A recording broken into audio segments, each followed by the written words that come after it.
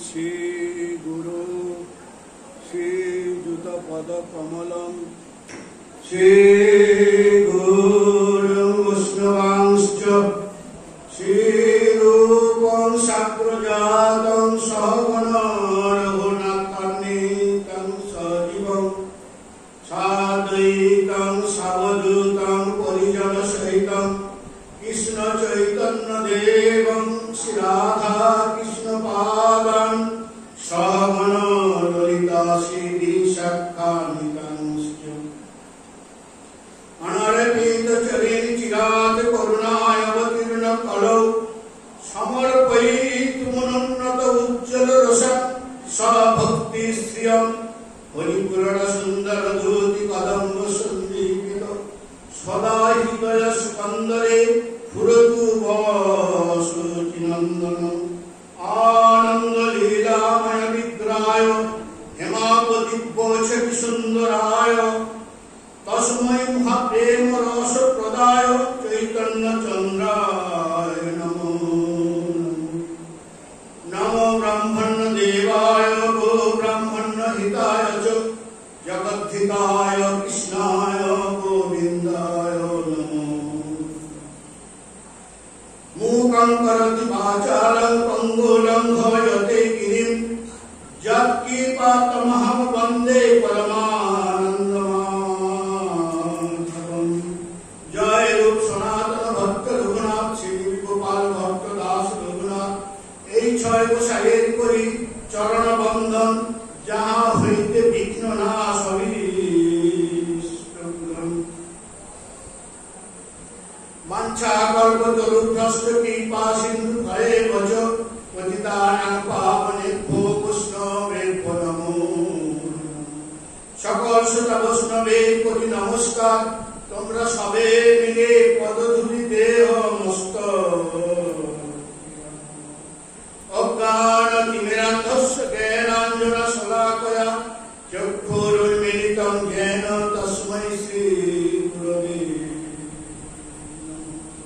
श्री गुरु प्रेमानंद निताय गौर हरि बोल श्री गुरु प्रेमानंद निताय गौर हरि नारायणं नमस्कृत्य नरं चैव नरोत्तमं देवीं सरस्वतीं व्यासं ततो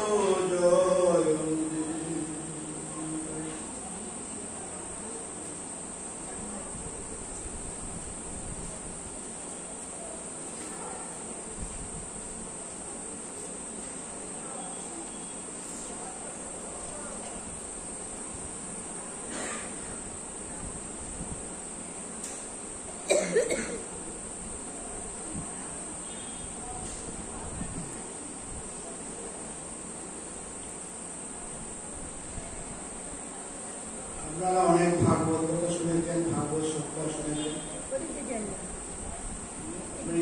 ভাগবত সম্বন্ধে কিছু বলা, ভাগবত কথা কিছু বলা, বিভিন্ন জগন্নাথ সম্বন্ধে বলল।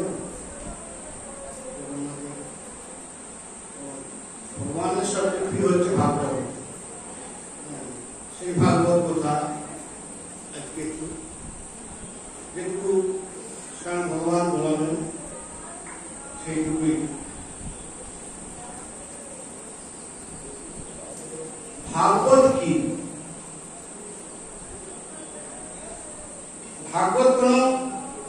ভাগবত কেন শ্রবণ করা উচিত? ভাগবত শ্রবণ করা কেন উচিত এবং ভাগবত কি? ভাগবত কি কোনো পুঁথি?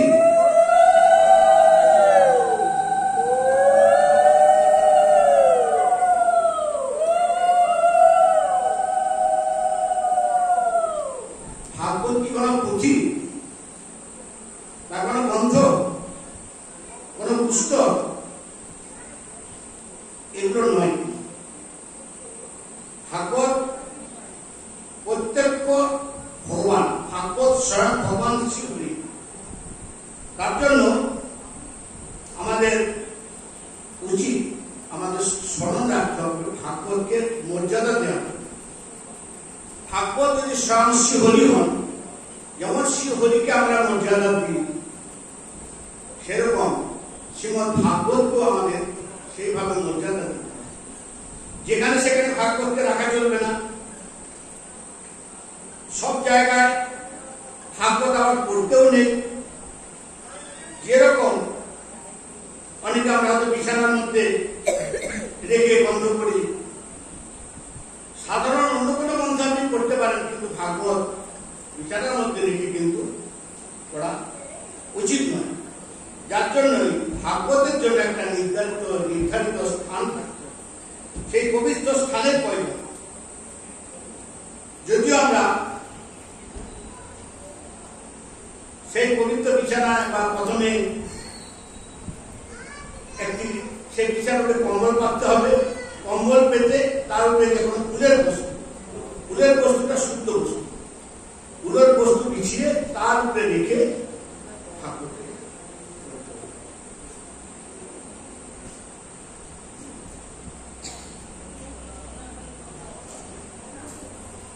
কোন অশুদ্ধ অবস্থায় বা অপবিত্র অবস্থায় ভাগবত কিন্তু স্পর্শ করতে নেই। তাই ভাগবত ভগবানের সাক্ষাৎ বিগ্রহ, ভাগবতী সাক্ষাৎ ভগবান। কোন বিগ্রহ?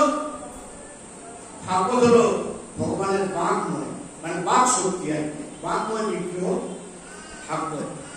স্বয়ং শ্রীহরি হলেন ভাগবত, আর ভাগবত হল ভগবানের শ্রীহরি বাক্ময় বিগ্রহ। আমরা জানি ভগবানের বিগ্রহ তিন প্রকার। এক হলো চিন্ময়, আরেক হলো মৃন্ময়, আরেক হলো বাক্ময়।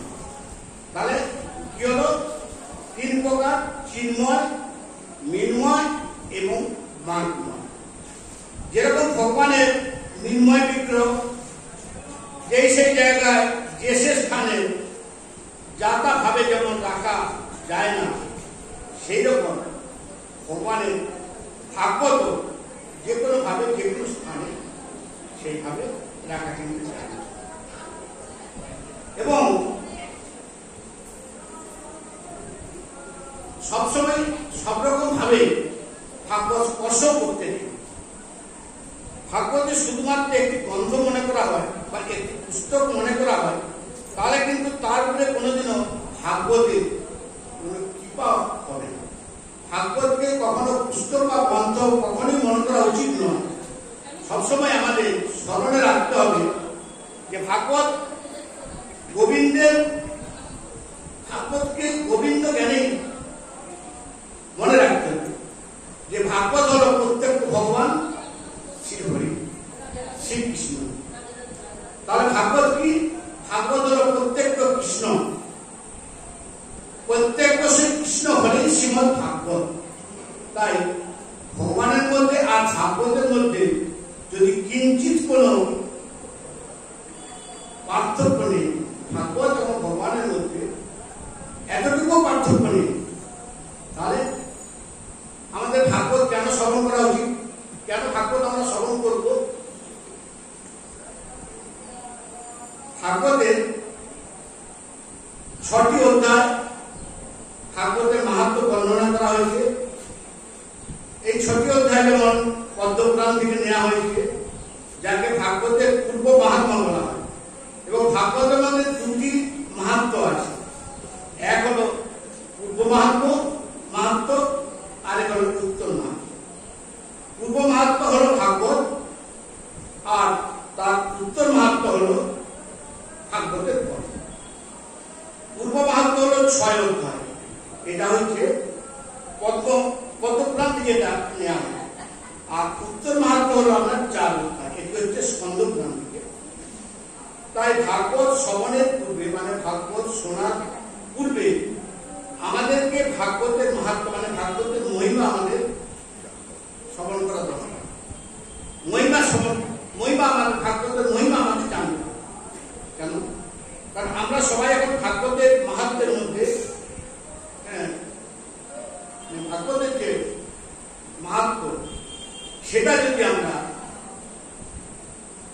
মাহাত্ম্যটা জানি, তার পরবর্তীতে ভাগবতের মহিমাটা আমাদের ভালোভাবে হৃদয়ঙ্গ হবে, সহজে আমরা বুঝতে পারব। তাই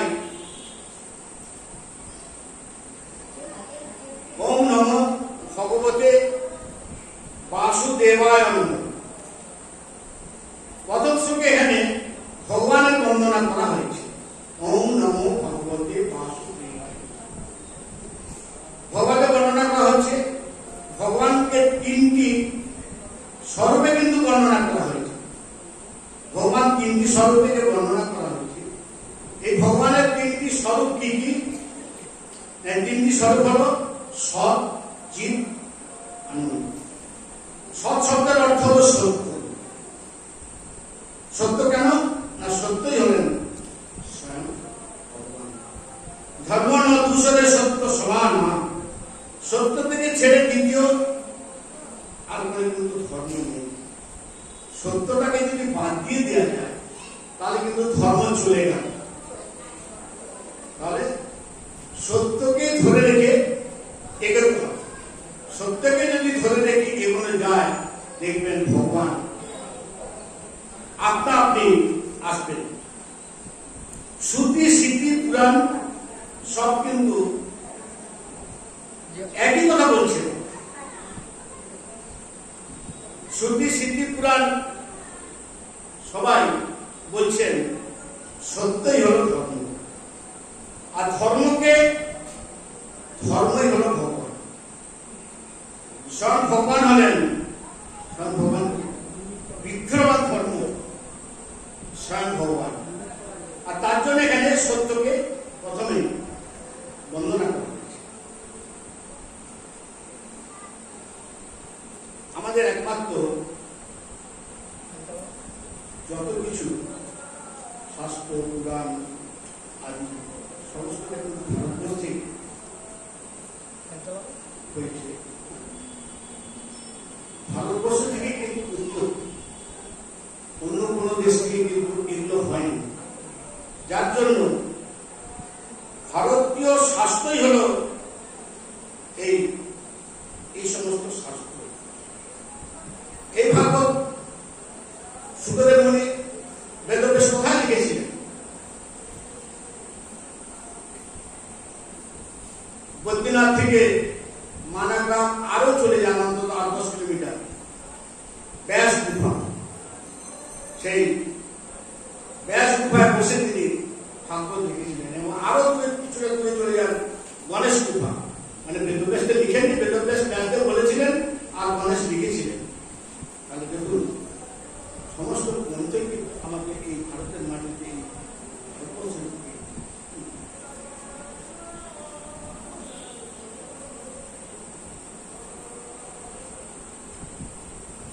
তাহলে প্রথমে এখানে সত্যকে বন্দনা করা হয়েছে। তাহলে সংসারে এমন কোন দ্বিতীয় গ্রন্থ আছে বা এমন কোন দ্বিতীয় শাস্ত্র আছে বা অন্য কোন দ্বিতীয় কোন পুস্তক আছে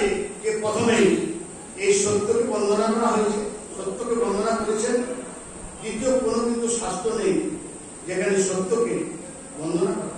একমাত্র ভারতীয়, এই ভারতবর্ষের ধর্মের মধ্যে আমাদের যে শাস্ত্র আছে, বিশেষ করে শ্রীমদ্ ভাগবত, যেখানে সত্যকে প্রথমে তিনি বর্ণনা করছেন। ভগবানের দ্বিতীয় স্বরূপ হল চিৎ। ভগবানের দ্বিতীয় স্বরূপ কি বলা হয়েছে? 3 স্বরূপ, সৎ, চিৎ, আনন্দ। মানে সৎ গেল, তারপরে চিৎ। চিৎ শব্দের অর্থ হল প্রকাশ, যার প্রকাশে সমস্ত জগৎ প্রকাশিত। তিনি হলেন স্বয়ং ভগবান। তার কৃপা হলে অন্ধও দেখতে পায়, নেংড়াও দৌড়াতে পারে। তার কৃপা হলে বোবাও বাকশক্তি ফিরে পায়। মুখাং করতি বাচারাং পঙ্গু লঙ্ঘয়তি গিরিম যৎকৃপা তমাং বন্দে পরমানন্দ মাধব। তার কৃপায় সবই সম্ভব। তাই সুরদাসজি মহারাজ, সুরদাসজি বলে মহাত্মা ছিলেন। সেই সুরদাসজি মহাত্মাজি তিনি কিন্তু জন্মান, তিনি জন্ম থেকে কিন্তু অন্ধ ছিলেন, তিনি কিছু দেখতে পেতেন না। তবুও তিনি চক্ষু ছাড়া তিনি সব কিছু দেখতে পেতেন। ভগবানের লীলা, ভগবানের এই যে সিঙ্গার, প্রত্যেকটি সিঙ্গার অন্ধ হয়েও তার কিন্তু দৃষ্টিগোচর ছিল, তিনি দেখতে পেতেন। ভগবানের রূপ, ভগবানের মাধুর্য, ভগবান আজ কি পোশাক পরেছে, আজ ভগবানের কি সিঙ্গার হয়েছে, ভগবান কিসের মুকুট পরেছেন, এক একটি জিনিস সুরদাসজি মহারাজ দর্শন পেতেন। তাহলে কিভাবে? তার কৃপা। তাহলে তার কৃপা হলে সব সম্ভব। কাকভূষণী গল্প আপনারা শুনেছেন কথা। সেই কাকভূষণী তিনি তো কাক ছিলেন, একটা পাখি। হ্যাঁ, কাকভূষণী হল তিনি ভগবানের সর্বস্ব সব লীলা তিনি আস্বাদন করেছেন। তার কৃপা এই সংসারে সবই অসম্ভব সম্ভব হয় একমাত্র তারই কৃপা। আর তার কৃপাতে সুখদেব প্রভু মানে সুখপক্ষী ছিলেন। তো সুখদেব যিনি, তার আগে তিনি ছিলেন সুখ পাখি, সুখপক্ষী। সুখপক্ষী হয়ে তিনি সমস্ত অমর কথা স্মরণ করলেন। অমর কথা হিমালয়ে গুহার মধ্যে দেবাদিদেব মহাদেব যখন পার্বতীকে অমর কথা শোনাচ্ছিলেন, সেই সময় সেই গুহার মধ্যে সেই সুখ পাখি কিন্তু সেই অমর কথা শুনে অমর হয়ে গেছিলেন এবং সমস্ত কথা সৃষ্টির যে রহস্য, সেই সৃষ্টির রহস্য কিন্তু তিনি শ্রবণ করেছিলেন। আর দেখুন, দেবী মা পার্বতী কিন্তু মাঝখানে ঘুমিয়ে পড়েছিল। তাহলে তার কৃপাতে একজন পক্ষী তিনি সৃষ্টির রহস্য তিনি জ্ঞাপন করলেন, শুনতে পেলেন। শুনে তিনি সৃষ্টির রহস্য জেনে তিনি অমর হয়ে গেলেন। আর যার সে সৃষ্টির কথা শোনার কথা যিনি আবেদন করলেন যে সৃষ্টির রহস্য আমাকে শোনা, তিনি ঘুমিয়ে পড়লেন। তাহলে দেখুন, এই হচ্ছে কৃপা। তার কৃপা না হলে কারো কোনো সামর্থ্য নেই। তার কৃপায় জড় চেতন প্রত্যেক বস্তুই জড় চেতন হয়ে যায়, আর চেতনও জড় হয়ে যায়। তার কৃপায় সবকিছুই সম্ভব, অসম্ভব সম্ভব। তার কৃপায় বৃক্ষও কথা বলে, লতাও কথা বলে, তরু গুল্ম সব কথা বলে, পাথরও জীবন্ত হয়ে যায় শুধু তার কৃপা। এটা তো বেশি দিনের কথা নয়। রাধারমণ চরণ দাসদের দেখুন, নামের কৃপাতে এই কৃষ্ণনগরে তিনি গাছ নাচিয়েছেন এবং কৃষ্ণনগরে একজনের বাড়িতে পাথরের উপরে তার চরণের ছাপ পড়েছিল। তাহলে তার কৃপা হলো সব সম্ভব। দিগনগরে, হ্যাঁ, দিগনগরে তার কৃপা হয়ে গেলে এই সংসারে কিন্তু কোনো কিছু আর দরকার নেই, কোনো কিছু প্রয়োজনে লাগে না। দুনিয়া একদিকে আর তার কৃপা একদিকে। তার জন্য আমাদের সবসময় তাহলে কৃপাটা যদি পেতে চায়, কৃপা পেতে হলে তাহলে তো তাকে ধরে রাখতে হবে, তার চরণ সবসময় আমাদের ধরে রাখতে হবে, তবে তো কৃপা হবে। তার চরণ ধরে রাখলেই সংসারে সমস্ত দুঃখ দুর্বৃত হয়ে আনন্দ উপভোগ করবে। কি সম্ভব নেই তার কৃপা। তিনি হলেন আনন্দ স্বরূপ, আর সবকিছুই আনন্দময়। তাকে দেখলেও আনন্দ, তার কথা শুনলেও আনন্দ, তার চিন্তন করলেও আনন্দ, তাকে আবার গালি দিলেও আনন্দ। তুমি যত তার কাছে যাবে ততই আনন্দ হবে, ততই তিনি শান্তি অনুভব করবেন। তার সবকিছুই মধুর এবং সবকিছুর মধ্যে আনন্দ। বংশীদাস বাবাজি ঘটনা আপনারা শুনেছেন বোধহয়। আমাদের গোড়াঘাটের থেকে আগিয়ে আসতে বাঁ দিকে বংশীদাস বাবাজি থাকতেন। আমি দু একজনকে শুনেছি, মানে ওনার সেই লীলাগুলো যিনি দেখেছেন। এই গ্রীষ্মকালে জানেন, এই বৈশাখ জ্যৈষ্ঠ গরমকালে দুপুরবেলা হালার পর হালা বানাচ্ছিলেন তো, হালার পর হালা, সালারা গরম, সালার যা যা যা বলে গঙ্গা ফেলে। অদ্ভুত ব্যাপার, মানে এগুলো ভাবতে পারা যায় না। দেখুন, হ্যাঁ, এইভাবে গালি গালা দিয়ে গঙ্গায় ফেলে দিল, যে আবার যে বসেছে আবার গঙ্গার থেকে তার হাতে চলে গেল। তার অদ্ভুত দেখুন, কৃপা আর বিশ্বাস দেখুন, মানে অদ্ভুত। মানে ঘটনাগুলো শুনলেও অদ্ভুত লাগে। তুমি যত তার কাছে যাবে ততই তুমি তার আপন হয়ে যাবে, ততই শান্তি অনুভব করবে, আর সবকিছু মধুর, সবকিছুর মধ্যে তিনি আনন্দ উপভোগ করবেন। তার হাসিও মধুর, তার চোখও মধুর, তার চাউনিও মধুর। সে মধুরাতি মধুর, তার কথাও মধুর, তার বেণুও মধুর, তার চরণের বেণু, সবকিছুই তার মধুর। আনন্দ তো তাই একমাত্র তার কাছেই আছে। আর এই জগতে আনন্দ যদি থাকে, আনন্দ বলে যদি কিছু আছে, সে আনন্দটা কিন্তু তার কাছেই আছে, আর অন্য কোথাও কিন্তু অন্য কোথাও আনন্দ পাবে না। সংসারের মধ্যে তো আবর্জনায় ভর্তি, সেখানে তো আনন্দ নেই, সাময়িক আনন্দ তো শুধু তার চরণেই। সংসারের আনন্দ কতটুকু সময় বলুন। এই ভালো কথা হচ্ছে, কত আনন্দ হাসাহাসি, মুহূর্তের মধ্যে নিরানন্দ শোকের ছায়া। এই তো আমাদের সংসারের অবস্থা। তাহলে আনন্দ শুধু আসে একমাত্র তার চরণে। সে কি করে? সে কি করে না, সে তিনটি কাজ করে। তিনটি কাজ কি কি?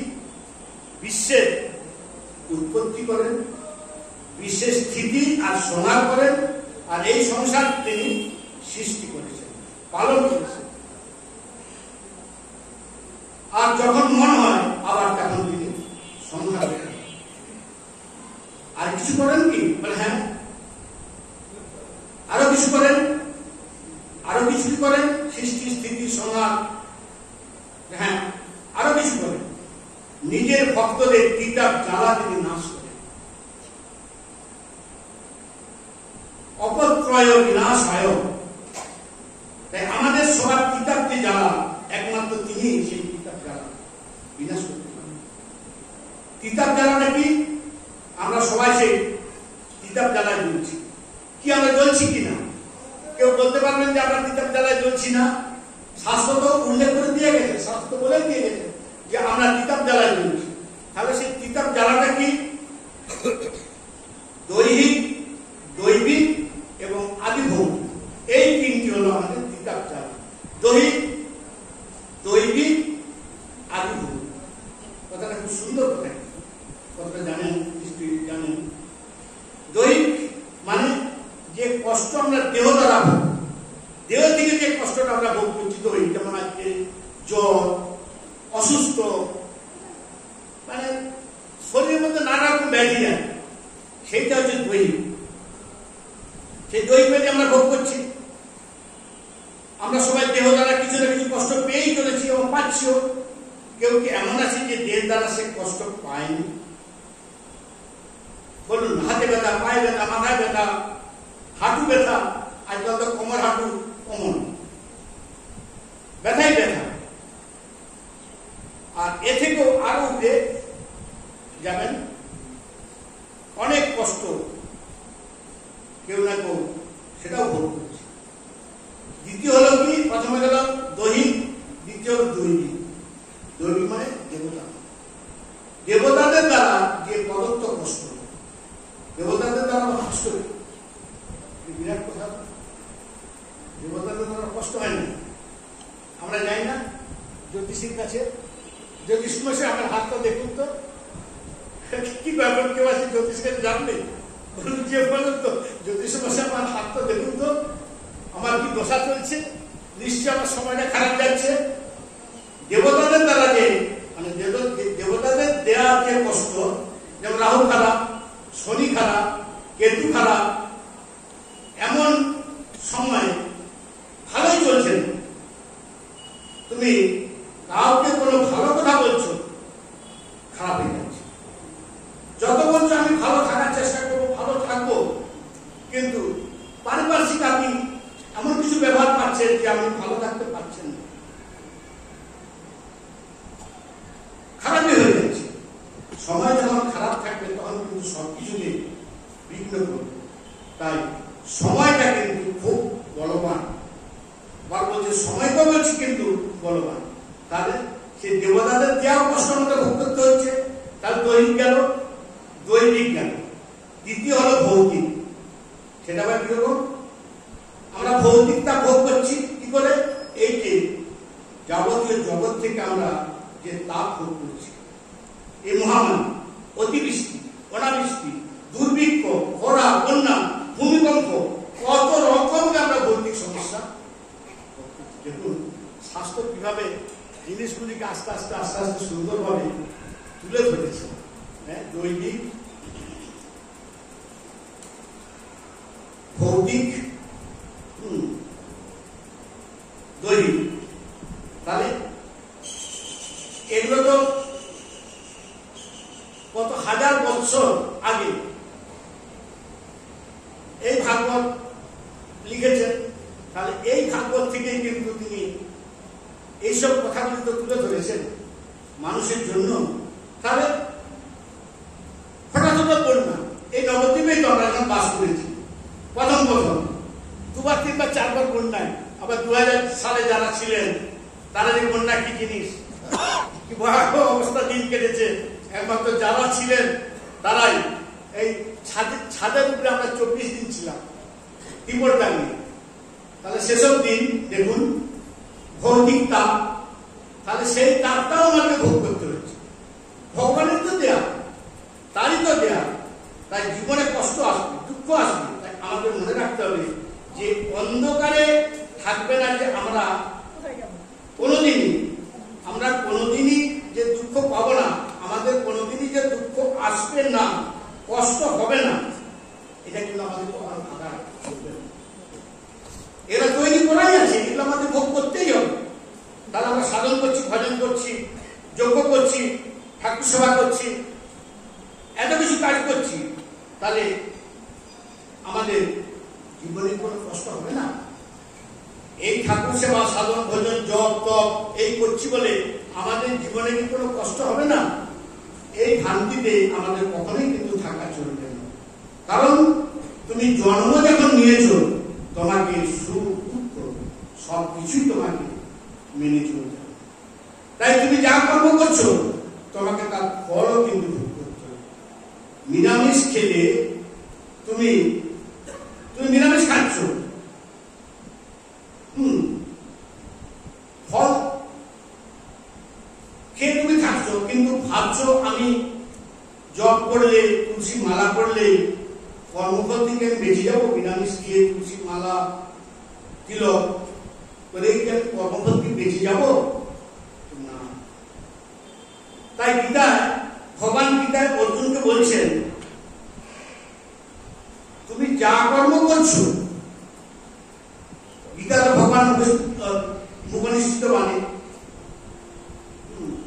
কালকে একজন এই গীতা ভাগবত সম্বন্ধে জানতে চেয়েছিল, বলছিল গীতা কি এবং ভাগবত কি। গীতা এবং ভাগবত কিন্তু জড়িত। অর্জুনের বিষাদ যোগ থেকে গীতা এবং মহারাজ পরীক্ষিতের বিষাদ যোগ থেকে শ্রীমদ্ ভাগবত, এই দুইটি গ্রন্থ অঙ্গিভাবে জড়িত। দর্শন এবং দর্শনীয়, আপনি দর্শন করছেন, আয়না চাই, আয়না না হলে আপনার নিজের মুখ আপনি দেখতে পাবেন না, আবার মুখ চাই, শুধু আয়না থাকতে হবে না। এইভাবে আমার গুরুদেব একটা প্রসঙ্গ লিখেছিলেন, খুব সুন্দর এই জিনিসটা। তাই অর্জুনকে বলছেন, তুমি যা কার্য করছো তার ফল ভোগ কিন্তু করতেই হবে। কৃত কার্য কেউ খণ্ডন করতে পারে না। এক ঋষি ছিল, তার নাম মার্কণ্ড ঋষি, মান্ডব্য ঋষি। সেই মান্ডব্য ঋষিকে কেউ বাল্যকালে, মানে বাল্য বয়সে, সেই সময় একটা অপরাধের সাজা তাকে ভোগ করতে হবে। বাল্যকালে হয়তো এমন কোনো কিছু একটা ছোট্ট অপরাধ করেছিল, বাল্যকালে সেই ছোট অপরাধটাকে কিন্তু পরবর্তীকালে তাকে ভোগ করতে হয়েছিল। যার জন্য মান্ডব্য ঋষি ধর্মরাজ যমরাজকে অভিশাপ পর্যন্ত দিয়েছিলেন। ধর্মরাজকে যে অভিশাপ দিলেন মার্কণ্ড ঋষি, হ্যাঁ, মান্ডব্য ঋষি, মার্কণ্ড ঋষি, মান্ডব্য ঋষি। তো সেই যমরাজ আবার কি? এই যমরাজ হচ্ছে দণ্ডের অধিকারী। দণ্ডের অধিকারী মানে পাপ এবং পুণ্যের বিচার।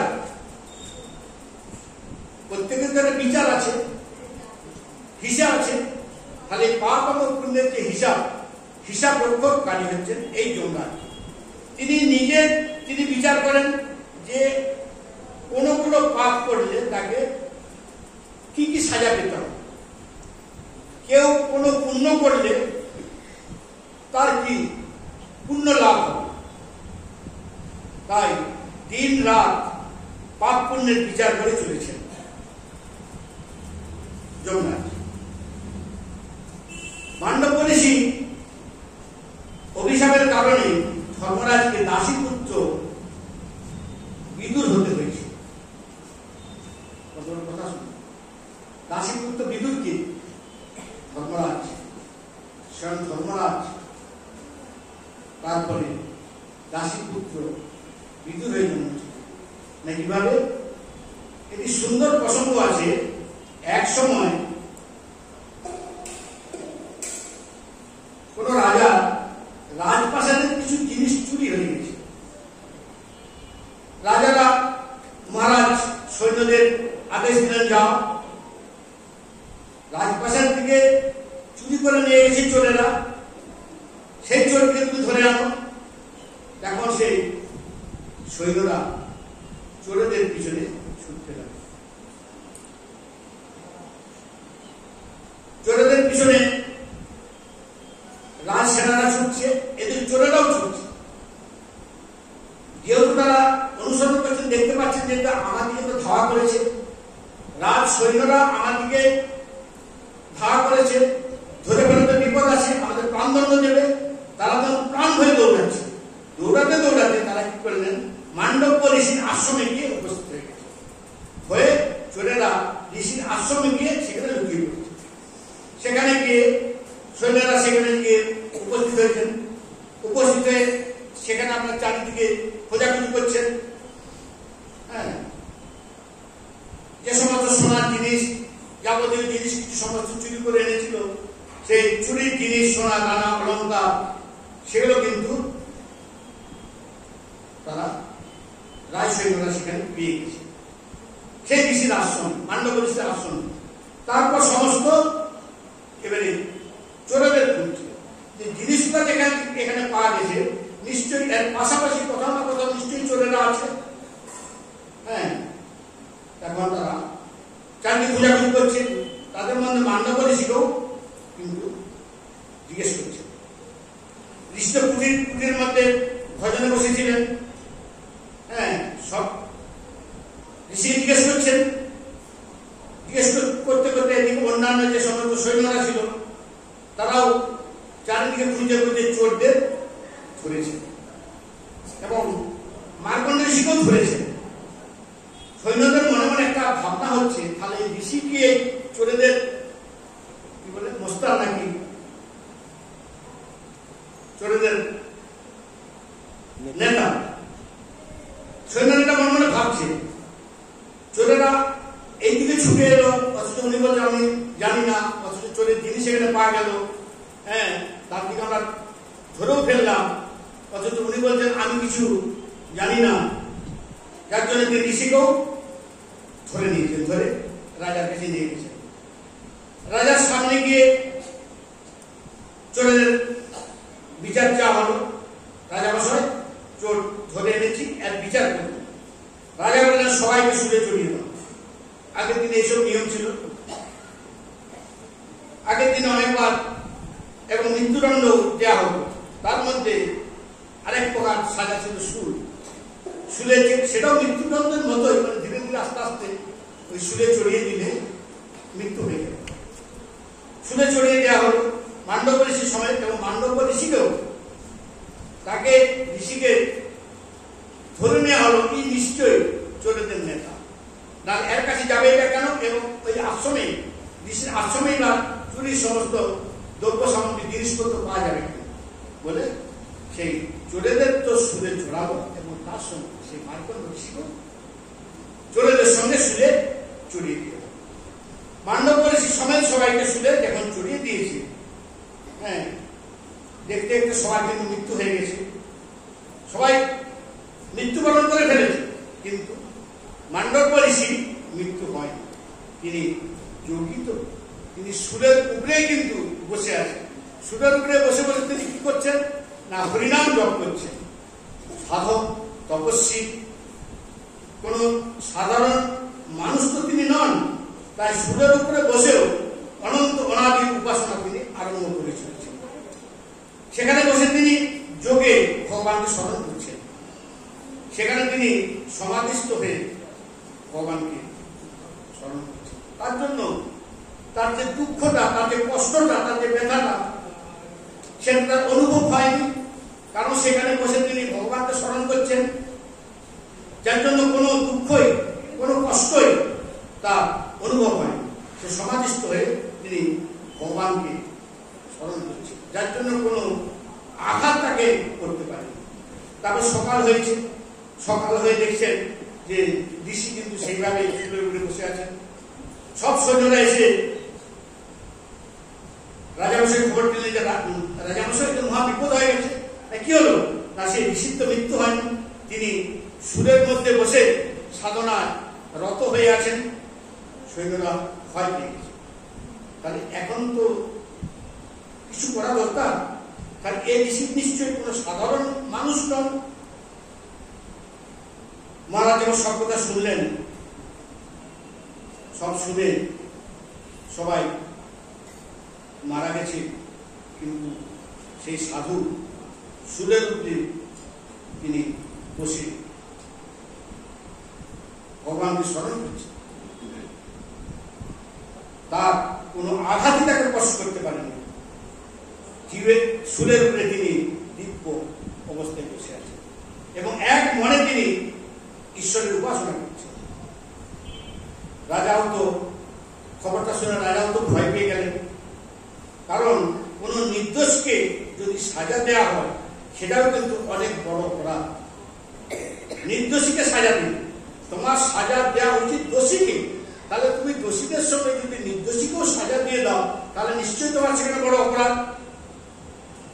রাজা কর্তব্যে তিনি যেন একটু বিমোহিত হয়ে গেছেন।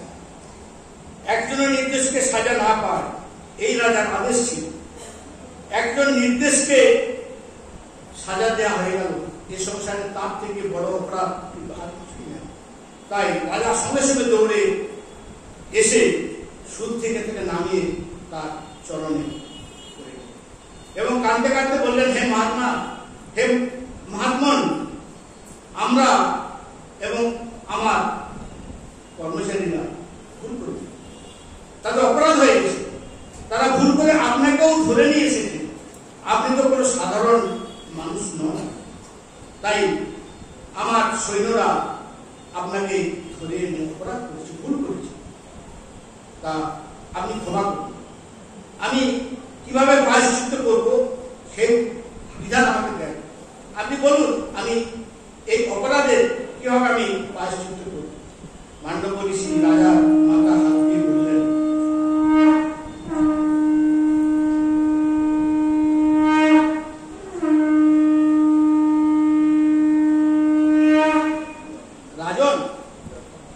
রাজার মাথা হাত দিয়ে ঋষি বললেন, রাজন, তোমার কিন্তু কোনো দোষ নেই,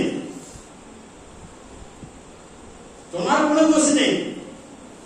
আমার এই দণ্ড যে পাওনা ছিল, এই দণ্ড আমার পাওনা। এই সংসারে আমরা যা কিছু ভোগ করছি আমাদের মনে রাখতে হবে সেইগুলি সব ন্যায় এবং নির্দিষ্ট করা আছে। মান্ডব ঋষি সঙ্গে সঙ্গে নিজে যোগ বলে সোজা তিনি চলে গেলেন ধর্মরাজের কাছে। ধর্মরাজের কাছে মানে যমরাজের কাছে। যমরাজের দিব্যনগর সঞ্জীবনীপুরী। যমরাজের যে নিজস্ব নগরটা সেটার নাম হচ্ছে সঞ্জীবনীপুরী। যমরাজ কিন্তু যমরাজ নরকে থাকেন, তিনি নরকে কে থাকে? নরকে রাখে ওই যে যারা সমস্ত পাপি তাপি, মানে এগুলো আবার ভাগ আছে। কোন ধরনের পাপ করলে কাকে কোথায় নিক্ষেপ করা হয় এগুলো কিন্তু ভাগ আছে। সেটা আবার চিত্রগুপ্ত আছে, সেই চিত্রগুপ্ত খাতা সমস্ত লেখা আছে। হ্যাঁ, চিত্রগুপ্ত দেখো একে কোন নরকে ফেলা হবে, এগুলো কিন্তু হিসাব আছে। তো যাই হোক, যমরাজের দিব্যনগর সঞ্জীবনী পুরী। যমরাজ কিন্তু নরকে তো থাকেন না। অনেকে ভাবেন যমরাজ কোথায় নরকে থাকেন, কিন্তু তা না। যেমন দেবতারা তাদের আলাদা স্বর্গ আছে, স্বর্গে থাকেন, সেরকম যমরাজের আলাদা যে পুরী সঞ্জীবনী। নরকে মানুষের কষ্ট ভোগ করার জন্য যে যেভাবে কর্ম, সেই কর্মের ফল অনুসারে তাকে সেই সব স্থানে নিক্ষিপ্ত করা হয়, সেই সব স্থান তাকে ফেলে দেওয়া হয়। তাই মান্ডব ঋষিকে দেখে ধর্মরাজ উঠে দাঁড়িয়েছেন, ঋষিবর্ত সম্মান জানিয়েছেন, সাষ্টাঙ্গ প্রণাম করলেন, ঋষিকে স্বাগত জানালেন। আসুন আসুন বসুন ঋষিবর। মান্ডব ঋষি বললেন, যমরাজ, আমি তোমার এখানে বসতে আসিনি, আমি শুধু কিছু হিসাব জানতে এসেছি। হিসেব? বলুন। দেখো ধর্মরাজ, যতটুকু আমার স্মৃতির মধ্যে আছে, এই জন্মে আমি কিন্তু কোনো পাপ করিনি। এই জন্মে ছাড়া, এই জন্মটা ছেড়ে দাও, পূর্বজন্ম আমি কিন্তু কোনো পাপ করিনি।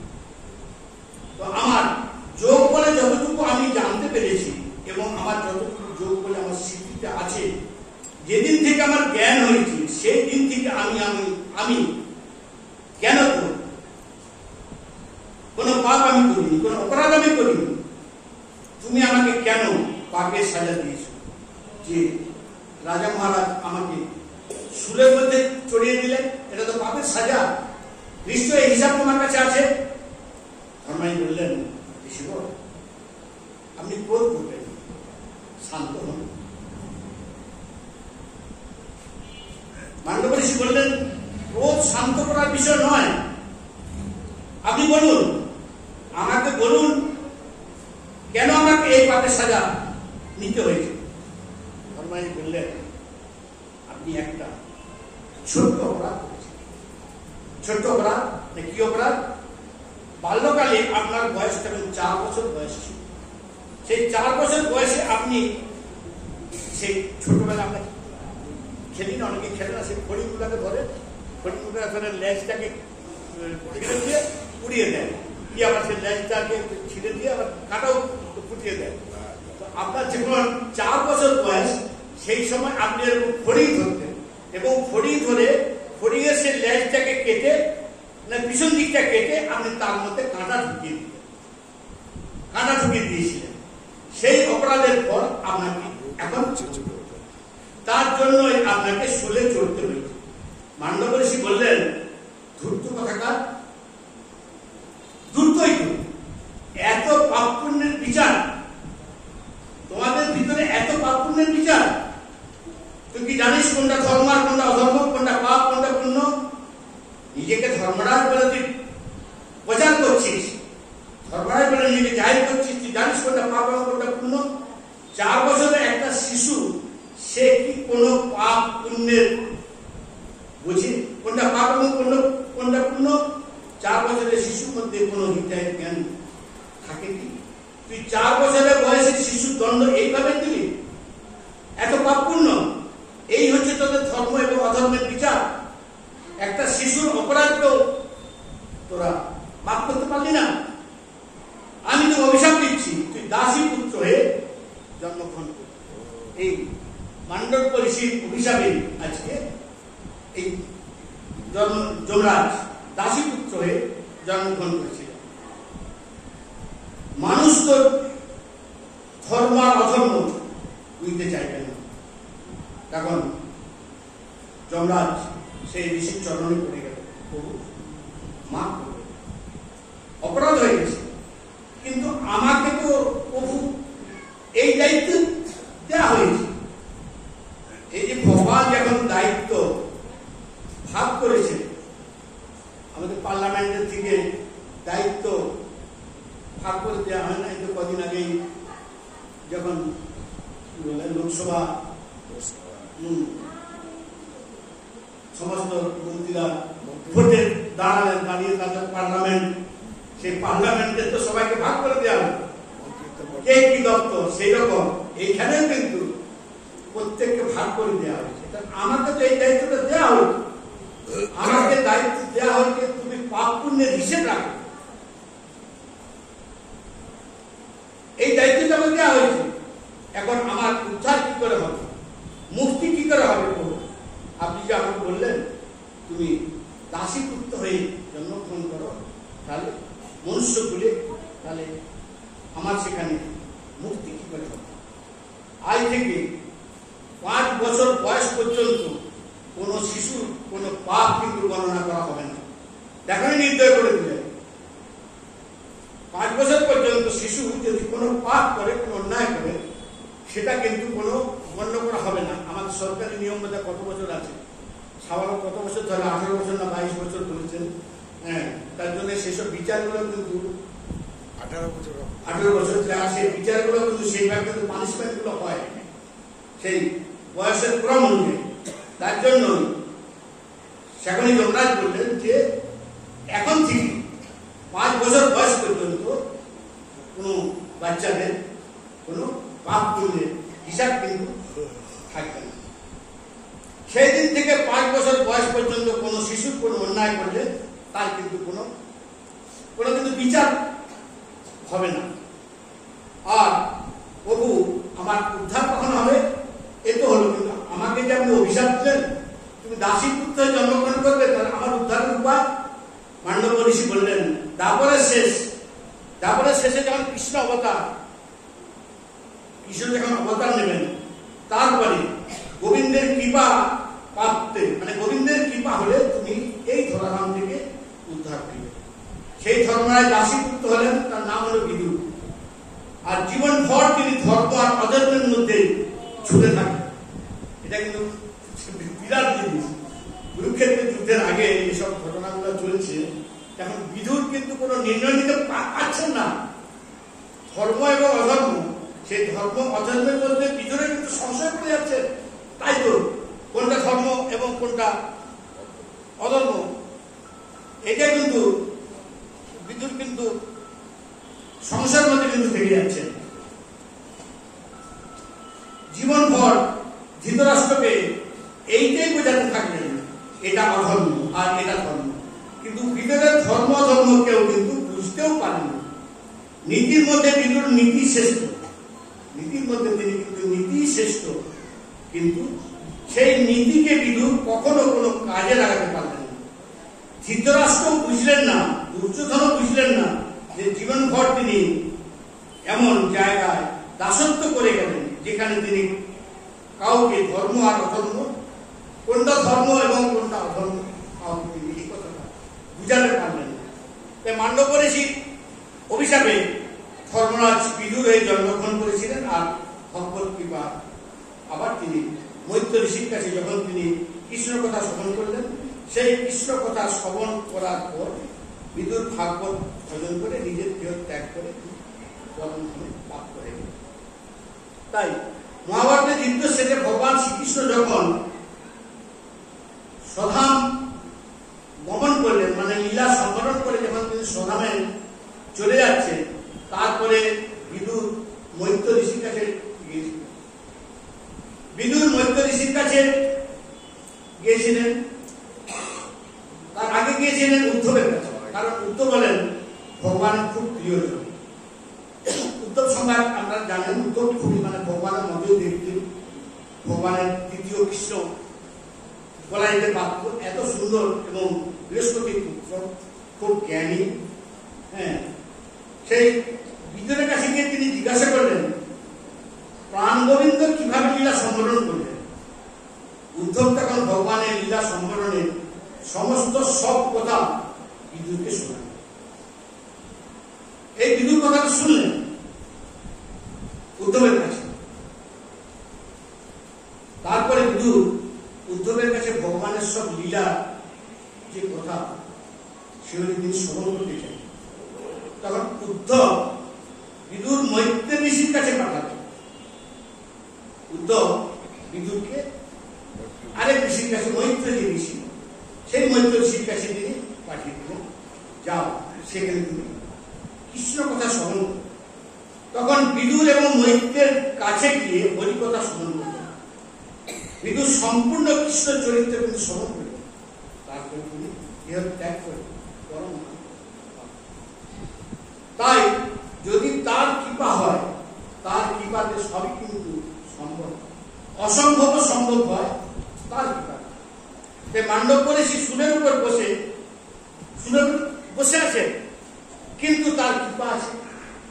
তার কৃপার বলে সুরের আঘাত তাকে লাগছে না, সুরের যন্ত্রণাও তাকে ভোগ করতে হচ্ছে না। জীবনে কষ্টটা তো আসবে। ভাববেন না যে আমি জপ তপ মালা তিলক সাধন ভজন করলে আমার কষ্টটা দূর হয়ে যাবে, দূরীভূত হয়ে যাবে, এটা কিন্তু কখনোই আপনি ভাববেন না। কর্মদণ্ড ভোগ করতেই হবে, কিন্তু তার কৃপা সেই কর্মদণ্ড কিছুটা লাঘব হয়, লাঘব করতে পারে যদি তার কৃপা থাকে। শুনে চলতে হবে, কিন্তু কষ্ট ভোগ করতে হবে না। তোমার সমস্ত কষ্ট কেটে যাবে কি করে? তার কৃপায় হলে এই তিতাব জ্বালা, এই যে তিতাব জ্বালার কথা বলা হচ্ছিল, এই তিতাব জ্বালা থেকেও জীব কিন্তু কষ্ট ভোগ, তিতাব জ্বালা থেকেও মুক্তি পেয়ে যাবে। শ্রীকৃষ্ণের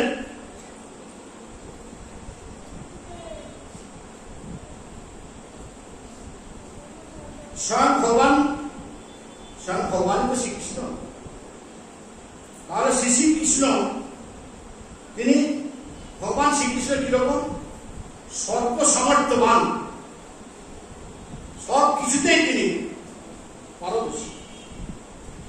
কৃষ্ণ নিশ্চয়ই সর্ব সামর্থ্যবান, কিন্তু কখনো যখন সঙ্গে শ্রী রয়েছে শ্রীকৃষ্ণ, কৃষ্ণ সর্ব সামর্থ্যবান, কিন্তু আবার দেখা যায় কখনো কখনো শ্রীকৃষ্ণ রয়েছে। শ্রী মানে কে? শ্রী মানে শ্রীমতী রাধা রানী। যেখানে রাধা রানী আছেন সেইখানে শ্রীকৃষ্ণ সামর্থ্যবান। যেখানে গোবিন্দ সেখানে গোবিন্দ পূর্ণ। বিনা রাধে কৃষ্ণ আধে, রাধা বিনা কৃষ্ণ অর্ধেক। তাহলে কৃষ্ণ পূর্ণ সামর্থ্যবান, শ্রী আছে মানে রাধে আছে। রাধা ছাড়া গোবিন্দ আধা, রাধা ছাড়া গোবিন্দর কোনো শোভা নেই, রাধারানী ছাড়া গোবিন্দর পূর্ণতা নেই। তাই গোবিন্দ পূর্ণ কখন? যখন তার সাথে রাধা। ব্রজের মধ্যেই কিন্তু রাধারানী, ব্রজের মধ্যে রাধারানী সর্বেশ্বর। ব্রজে গোবিন্দের আদেশ কিন্তু রাধারানী নয়, রাধারানীর আদেশেই গোবিন্দ।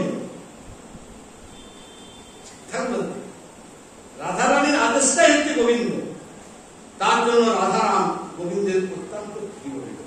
কেউ যদি গোবিন্দের সামনে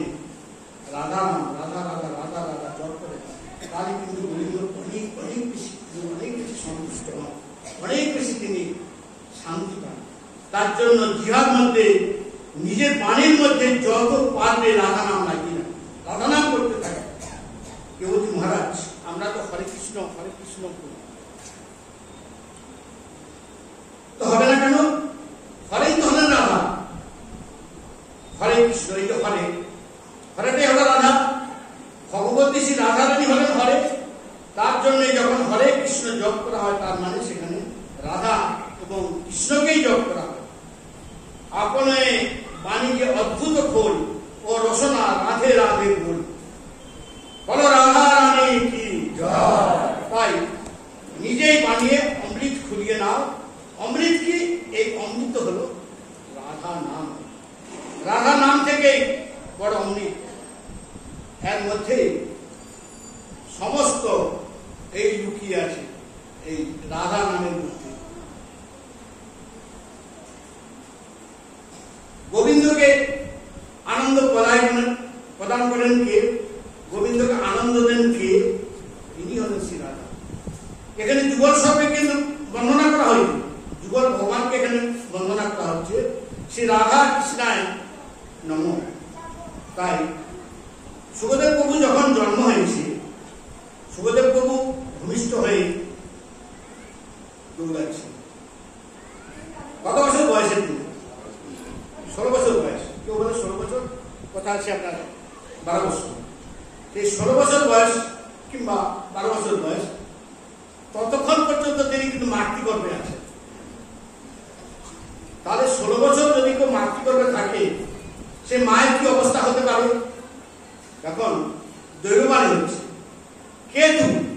ভূত, প্রেত, পিশাচ, মহাপুরুষ, কে তুমি বলো? এইভাবে তোমার মাকে তুমি কষ্ট দিচ্ছ কেন? 16 বছর পর্যন্ত তুমি যে মাতৃগর্ভে আছো, তোমার মায়ের দুঃখ কষ্ট তুমি বুঝতে পারছো না? এইভাবে তুমি তোমার মাকে কষ্ট দিচ্ছ। প্রভু যাই বলি, আমি এই মাতৃ জঠর থেকে বেরোবো না। কেন? না বেরোলেই তো আমাকে মায়া স্পর্শ করবে, কানে ছবে। তাহলে আমি যদি প্রতিশ্রুতি পাই আমাকে মায়া স্পর্শ করবে না, কালে ছবে না, তাহলেই আমি এই মাতৃ জঠর থেকে বেরিয়ে আসব। কে বলছেন এই কথা? বেদব্যাস পিতা। বাবা আপনি তো মায়া কবলে পড়ে আছেন, আপনি তো মায়াধীশ, তাহলে আপনি মায়াধীশ, আপনি মায়ার কবলে পড়ে আছেন, আপনি বলছেন আমাকে মায়ামুক্ত করবেন। এটা কি করে করবেন? এটা তো সম্ভব নয়। আপনি তো মায়ের মধ্যে পড়ে আছেন, তাহলে আপনি আমাকে মায়ামুক্ত কি করে করবেন? এটা তো সম্ভব নয়। তাহলে কি যিনি মায়ামুক্ত করতে পারবেন তিনি যদি আমাকে এসে কথা দেন, তবেই আমি এই মাতৃ জঠর থেকে বেরিয়ে আসবো। এবং বেদব্যাসকেও কিন্তু তার অপর নাম কৃষ্ণ দ্বৈপায়ন, তাকেও কিন্তু ভগবান শ্রীকৃষ্ণ বললেও কিন্তু ভুল হয় না। মানে দেখুন শাস্ত্র কিভাবে নিরূপণ করছেন। ভগবানকে আসতে হল, স্বয়ং ভগবান স্বয়ং এলেন, এসে সেখানে কথা দিলেন, কে তুমি মাতৃগর্ভে আছো? আমি তোমাকে কথা দিলাম, তোমাকে কালে ছবে না, কোনো মায়া স্পর্শ করবে না। আমাদের কলিযুগে মায়াগুরু কে? মায়াকে জয় করেছিলেন কে? ঠাকুর হরিদাস। হ্যাঁ, মায়া গুরুদেব, তিনি মায়াকে জয় করতে পেরেছিলেন একমাত্র ঠাকুর হরিদাস। তো আমি তোমাকে কথা দিচ্ছি, তোমাকে কালে ছবে না, মায়া স্পর্শ। যার জন্য তার বয়স, সুখদেবের বয়স 16 বছরই। 16 বছরের একদিন বেশিও না, একদিন কমও না। জন্মাবার সঙ্গে সঙ্গে তার বয়স 16 বছরই রয়ে গেল। একদিন কমও হলো না, একদিন বেশিও হলো না। এবং জন্ম হওয়ার সঙ্গে সঙ্গে তিনি দৌড়াচ্ছেন, দৌড়ে চলে যাচ্ছেন। বলা আছে তার কৃপা হলে উঠতেও পারে, উমুলং হইতে গিরি, বোবা কথাও বলতে পারে। তাই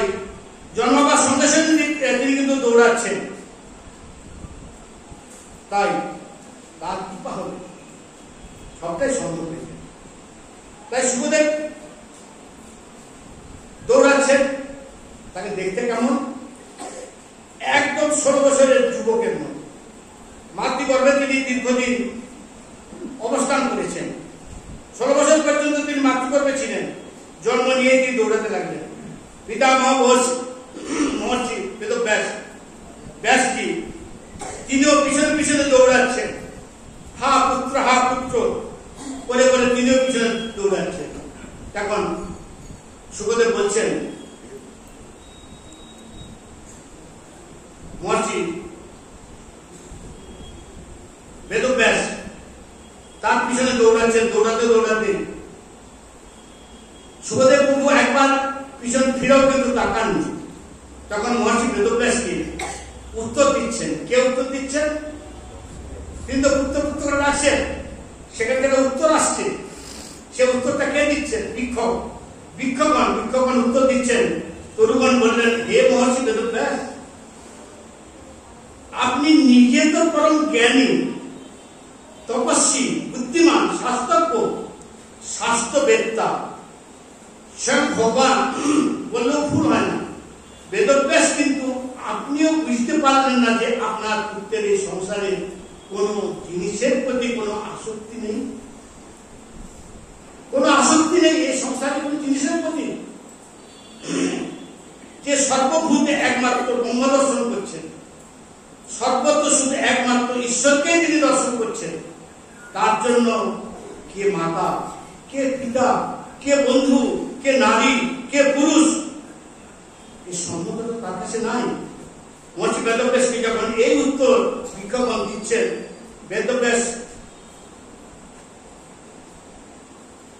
বেদব্যাস ফিরে এসেছেন। যখন এই উত্তর পার করে বেদব্যাস ফিরে এসেছেন, সুখদেব প্রভু সর্বভূতে শুধু ব্রহ্মই দর্শন করছেন।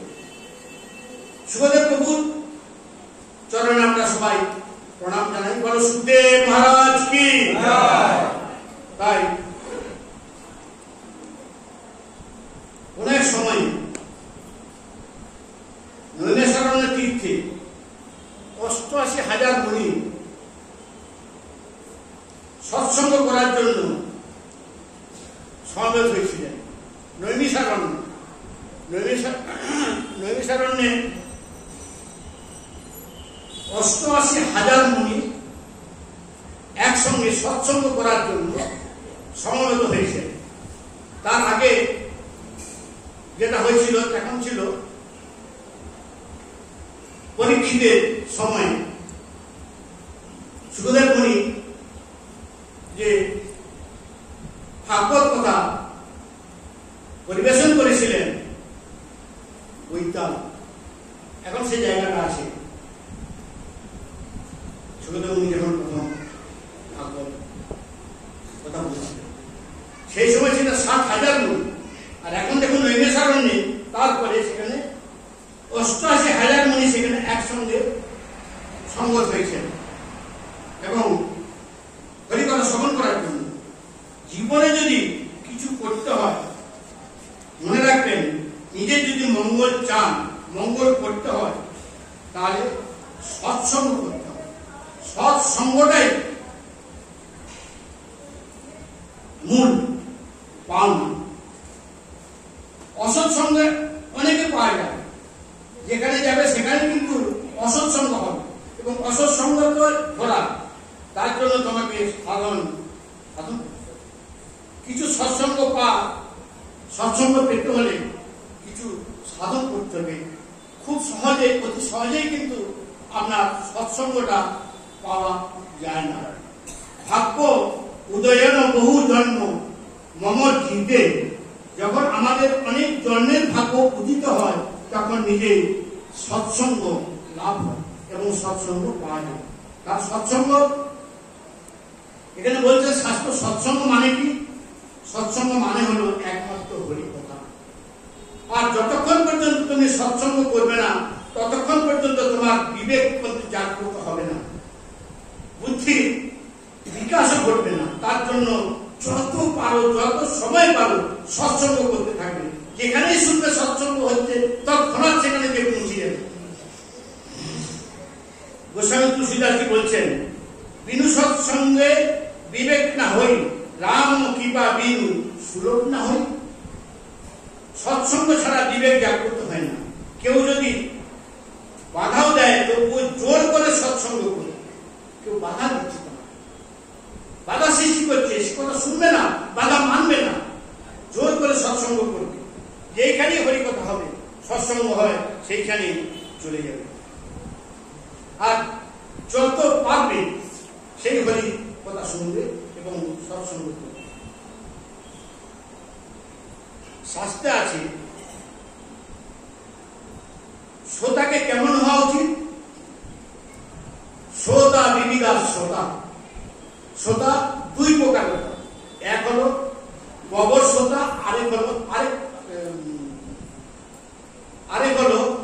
অবর শ্রোতা। এক হলো কবর শ্রোতা, আরেক হলো অবর শ্রোতা, মানে দু রকমের শ্রোতা। তার মধ্যে কবর শ্রেণী হচ্ছে শ্রেষ্ঠ। কবর শ্রেণীর যে শ্রোতা, সেই কবর শ্রেণীর শ্রোতাকে বলা হচ্ছে শ্রেষ্ঠ, আর অবর শ্রেণীর যে শ্রোতা তাকে বলা হচ্ছে নিম্ন। কবর শ্রেণীর শ্রোতা আবার চার প্রকারের। কবর শ্রেণীর শ্রোতা চার প্রকারের, আবার অবর শ্রেণীর শ্রোতা হচ্ছে চার প্রকার। প্রথম হলো উট। উট মানে উটের মতো। উটের মতো কিছু শ্রোতা, এমন কিছু শ্রোতা আছে উটের মতো। উটের সামনে আম পাতা রেখে দিন আর নিম পাতা রেখে দিন, দেখবেন উট কোনটা আগে খাবে? উট নিম পাতাটাই কিন্তু আগে খাবে। অনেক ফল, অনেক তার পাশে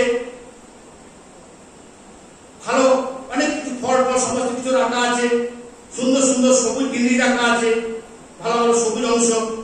দেখবেন উটের নজরটা কিন্তু সেই কাঁটা গাছের দিকে, এবং ওই কাঁটা গাছটা খাবে, এবং কাঁটা গাছটা যখন জীবত থাকবে তার ভেতর থেকে একটা রক্ত বেরোবে, এবং সে রক্তটা ভাবে বাহ, এই কাঁটা গাছটার মধ্যে বেশ সুস্থ, মানে সুন্দর রসালো স্বাদ আছে, তো নিজের রক্তটাই চুষছে এবং নিজে অনুভব করছে, খুব রসালো অনুভব করছি, তো উট খেলছে। এই হচ্ছে উটের স্বভাব। আরেক হলো বিষের মতো। বিষ মানে ষাঁড়। ষাঁড়ের লক্ষণ কি? যেখানেই যাবে তখনই দেখবেন সে সবসময় সেই শান্ত জায়গাটাকে একটা অশান্ত তৈরি করবে। হ্যাঁ, নিজে লাফাতে থাকবে, তাদের দুটাতে থাকবে, তখন পাশাপাশি যারা থাকবে তখন তারাও সেইভাবে সেই ষাঁড়ের ভয়ে দৌড়াদৌড়ি ঘুরাঘুরি করতে থাকবে। তাহলে সেই শ্রোতা ষাঁড়ের মতো, সেই শ্রোতা নিজে মন দিয়ে শুনবে, নিজের মন দিয়ে যখন শুনতে পারবে না এবং অন্যকেও শুনতে দেবে না। হ্যাঁ, আরেক রকম আছে, যেমন কিছু কিছু শ্রোতা আছে, দেখবেন মাঠে এসে বসলো, বসে এদিকে তাকাবে, ওইদিকে তাকাবে, একটু সরে বসো, তুমি একটু সরে বসো, এরকম অনেক কিছু লক্ষণ আছে, এখানে ব্যাখ্যা করছি না যা। হ্যাঁ, তাহলে ধরুন স্বাস্থ্য শুনতে এলেও, তাহলে স্বাস্থ্য শুনতে আসার জন্য, সেই শোনার জন্য যে ভাবটা প্রয়োজন, সেই ভাবটাও কিন্তু স্বাস্থ্য নির্ধারণ করে দিচ্ছে যে এইভাবে, এই কৌশলে, এই মনোনয়ন করে, মনোনিবেশ করে তুমি সৎসঙ্গ করবে, সাধু সঙ্গ করবে এবং পাঠ সঙ্গ করবে। আচ্ছা, আরেক হলো কি? ঘুরুণ্ড পক্ষী। ঘুরুণ্ড যেরকম টিয়া পাখি, আবার টিয়া পাখি সুখ পাখি বলে। টিয়া পাখিটা সাধারণত পাহাড়ি অঞ্চলের পাখি। ঘুরুণ্ড পাখি তুমি যা বলবে সে সব কিন্তু মুখস্থ করবে, তাই তো? যাকে শিখাবে, টিয়া পাখিকে যা শিখাবে সে কিন্তু পর্ব সব মুখস্থ করবে এবং তারপর সে বলেও দেবে, কিন্তু নিজে সেটা কিন্তু আচরণ করবে। সে শিখানো বুঝিটা বলে, ভালো কথা বলবেন ভালো কথা বলছে, খারাপ কথা বলবেন খারাপ কথা বলছে। এই কিন্তু ওই মানে টিয়া পাখি মানে সুখ পাখি নীতি। আর এক হলো বিক্ষ মানে প্রস্তুতি, যেখানেই যায় সেখানে উৎপাদ করে, সেখানে আস্তে আস্তে সব পরিবেশ নষ্ট করে দেয়, তাকে বলে বিক্ষ মানে বক। এই 4 রকমের শ্রোতাকে অপর শ্রোতা বলা হয়েছে, এরা হবে প্রথম। আর অপর শ্রোতা আরো বলছে 4 অপর শ্রোতা, মানে দেখুন শাস্ত্র কিভাবে নির্ণয় করছেন, মানে শাস্ত্র শ্রবণ করবেন, সৎসঙ্গ করবেন, হরিকথায় মনোনিবেশ করবেন, সেটাও শাস্ত্র আপনাকে নির্ধারণ করে দিচ্ছে। যার জন্য এগুলো মনে রাখা খুবই প্রয়োজন। হ্যাঁ, আমি তো কোনো পাঠকের মুখে এসব শুনিনি, আপনি যত কখনো শুনিনি, তারা এইভাবে নির্ধারণ করে দেন বলে। তো যাই হোক, শাস্ত্র কিন্তু এইভাবে নির্ধারণ করছে। অবশ্যতা 4 প্রকার। অবশ্যতা 4 প্রকার কি কি? প্রথম হলো চাতক। চাতক পাখি একদম তাকিয়ে থাকে। কোন দিকে তাকিয়ে থাকে? 7টি নক্ষত্রের দিকে।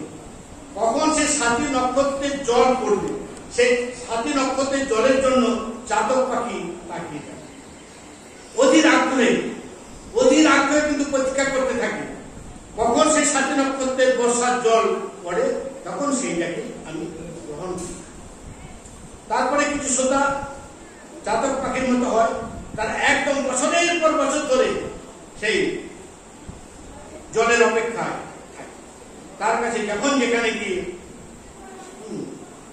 যার জন্য পাঠ শোনার আগে সেইভাবে নিয়ম নিষ্ঠা করে সেই রকম পাঠকের কাছে বসতে হবে।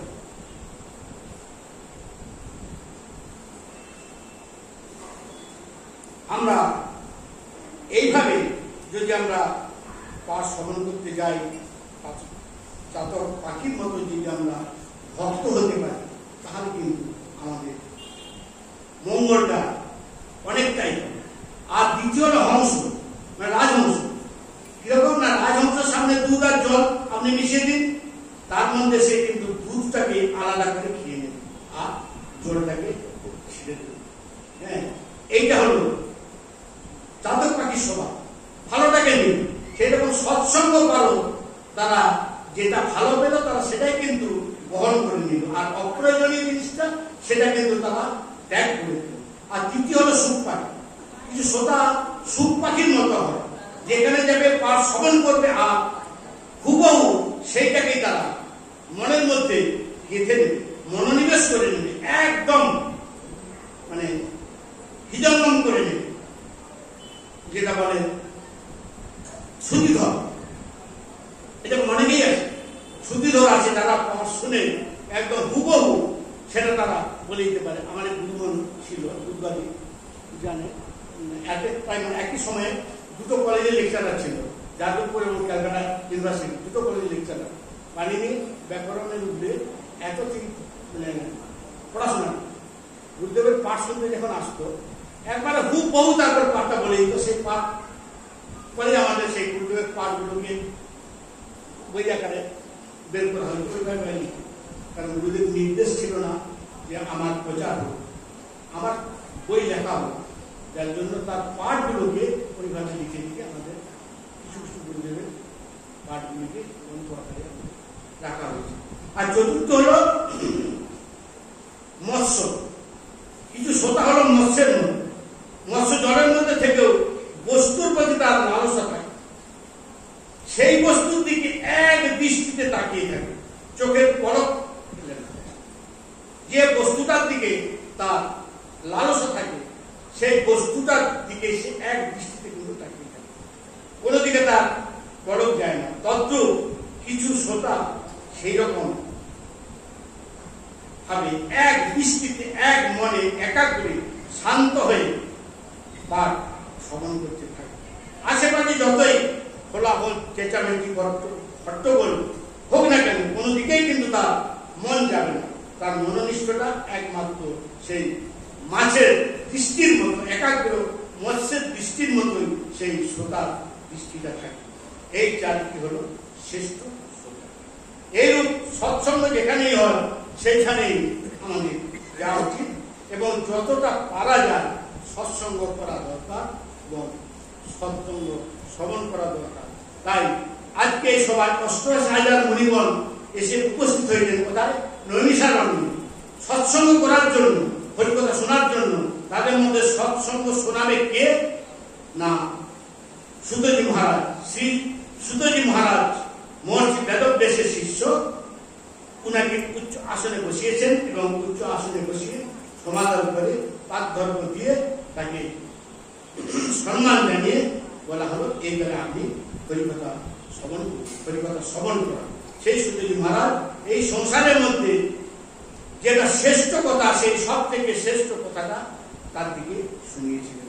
শ্রেষ্ঠ বলতে শ্রেষ্ঠের মধ্যে যেটা শ্রেষ্ঠ মানে শ্রেষ্ঠতম কথা, শ্রেষ্ঠ মানে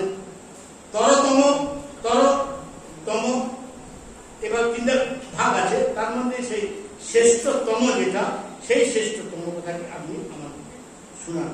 এইভাবে আমাদের আজকে সুতজি মুনি নৈমিষারণ্যে 88,000 মুনিকে বসিয়েছেন, বসিয়ে হরিকথা শ্রবণ করাচ্ছেন। আর এইখানে